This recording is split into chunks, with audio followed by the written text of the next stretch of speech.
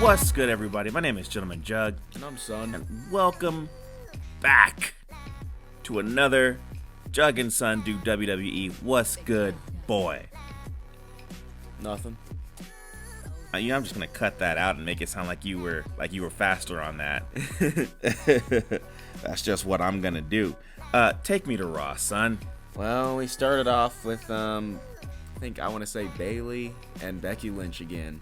Yeah, I mean, look, they're eventually going to have a match against each other. That's fine and everything like that. It just makes me want to have Bayley win the title from Bianca Belair, so that way her and Becky can fight for the title. Yeah, I mean, they don't have to fight for a title, but it'd be a lot cooler if they did. Yeah, but right? I'm sure they'll be fine with what they're doing. I mean, they haven't been in the ring with each other for like 3 years. Yeah.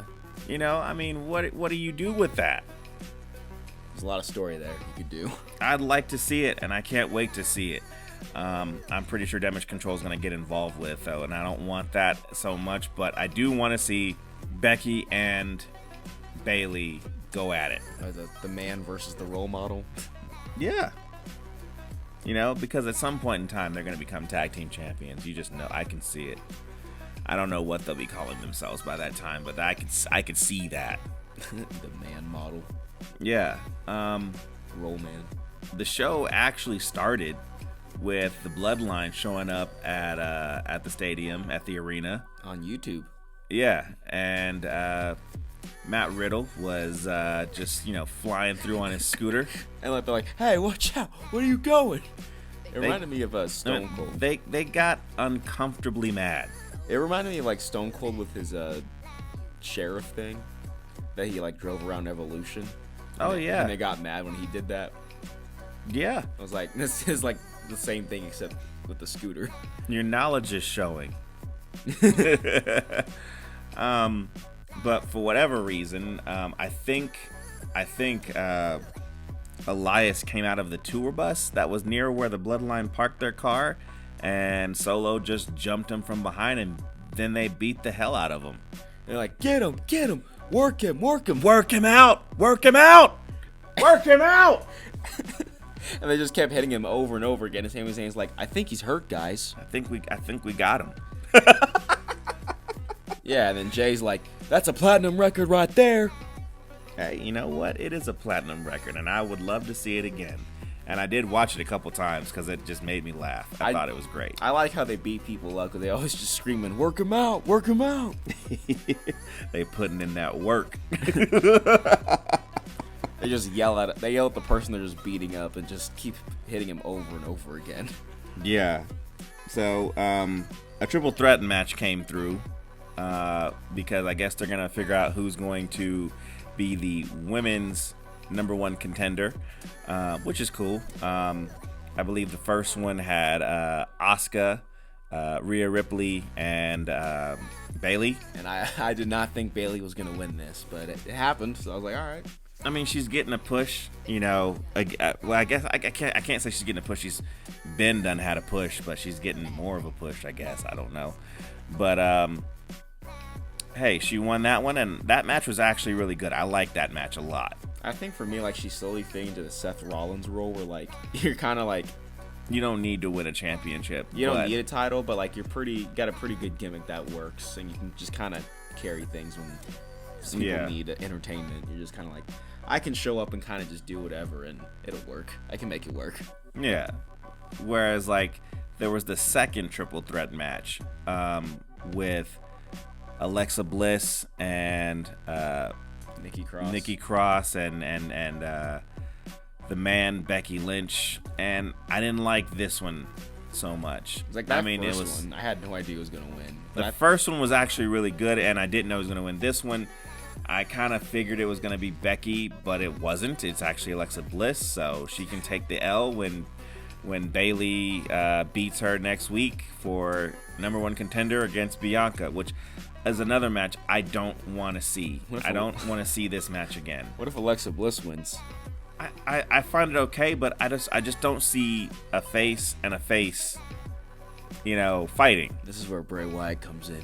Yeah. According to everybody. Bray Wyatt's got to like take her completely over for this to be a viable thing. And I'd be all about it if she gets taken and possessed again. Yeah. I'd be okay with that. Would it be fun if she gets possessed just to stand next to Bray Wyatt in the hallway so they could talk about why they didn't attack people? I don't need to know any more about that part of the story. Like, I did not attack him. It wasn't me. I'm sad. I mean, can you imagine what if part of the story is that, Alexa Bliss is the one who beat the hell out of LA Knight? It wasn't even him. I didn't do it. Alexa Bliss did it. Yeah, she jumped him from behind and threw shit all over him. But moving right along, we got Robert Lashley and Seth freaking Rollins. They have their little, chit chat, and I always call Seth Rollins the MVP of Raw. He is an MVP of Raw. You're correct about your statement. Just like he just makes anything work there. He just does anything and he just makes it work. I like it. I like it a lot, and I like seeing the two of these guys fight. I don't know who's going to win this whole entire thing, but if memory serves, it's probably going to be Seth losing. It's like, but it doesn't really affect him at all anymore. He can just lose whenever, and it doesn't even mean Well, anything. I think that kind of thing will run its course, though, because Seth can't lose every time. Yeah. Before that, though, we had Mustafa Ali fighting Austin Theory for the U.S. title. And in the middle of it, Dolph Ziggler came back and interrupted the match and took out Austin Theory and got Austin Theory disqualified. Now, I'm for it, but I'm also against it because I don't really like distraction finishes. I like seeing one person beat another person. That's why you fight, so you can see who wins, right? So yeah, I mean, I remember like when Vince McMahon had control, it was nothing but like he got distracted or he got disqualified. Oh, every single I know there was one Raw where everybody got disqualified. Nobody won. I was like, huh. It was like in the Thunderdome too. It was like, huh. The Bloodline come down to the ring, and no Roman Reigns. Yeah, of course, there's no Roman Reigns. Maybe you'll get maybe we'll get lucky this Friday. I could care less right now. I mean, until he shows up, and then I'm gonna love him again. You'll be like, yes, yeah. Oh, he's always been here. Yeah. And I guess they're talking that shit they talk. They love it. And then Matt Riddle comes out, and he's like, yo, man, what you did was not very Usi. And Sami Zayn, the self-proclaimed Usologist, he said that, don't you be coming out here talking and telling us what is and isn't Usi. And so Matt said, you know what? I'm going to get my boy to come out here, and we going to give you that smoke. And who was that boy? That was it was Goldberg. Kevin Owens. KO. Kevin Owens. He came out. They had a match. And the match ended with the Usos taking out Matt Riddle and KO for the tag team titles. And, Kevin Owens chased them out, leaving Matt Riddle and Solo. And he just killed Matt Riddle. And he basically killed him. He had to have help to the local medical facility. Like, he took out Elias, then he took out Riddle. He's on fire, man. He even gave a Samoan spike to the nose or to the neck. I was like, nice. I know that. It's Umaga. It's like when I saw that, I was like, oh, yeah. I remember that from my Super Cena days. Oh, yes. And it was great. I like it. I don't know what's going to continue. So, throughout the show, there was an underlying poker game. Yeah, Dominic Mysterio cheated, and then... This poker game, I couldn't give less of two shits about this poker game. Now, here's the best part, is that they were going to, attack Dexter Lumis, and then he put an axe on the table. So he's like, all right, I'll keep playing. Yeah, just leave him alone. He's good. I guess Dexter is the one who won, but two matches came out of this poker thing. One with the Alpha Academy and the OC, which, I haven't seen them two fight, so, why not? It's like, sure. Why not? I've never seen them fight before. And I guess, Corbin was there, too. He's not really happy anymore. He's just Corbin. He's just Corbin now, right? Yeah. I mean, it is what it is. The match was fine. I didn't really care about it. I mean, all these guys do good work. So, hey, kudos to you guys. And then we got Akira Tozawa versus Dominic Mysterio. Now it's like, Akira Tozawa is like a pretty prestigious champion. I mean, he held the 24/7 title almost as long as R-Truth. So I was like, this is gonna be a tough fight.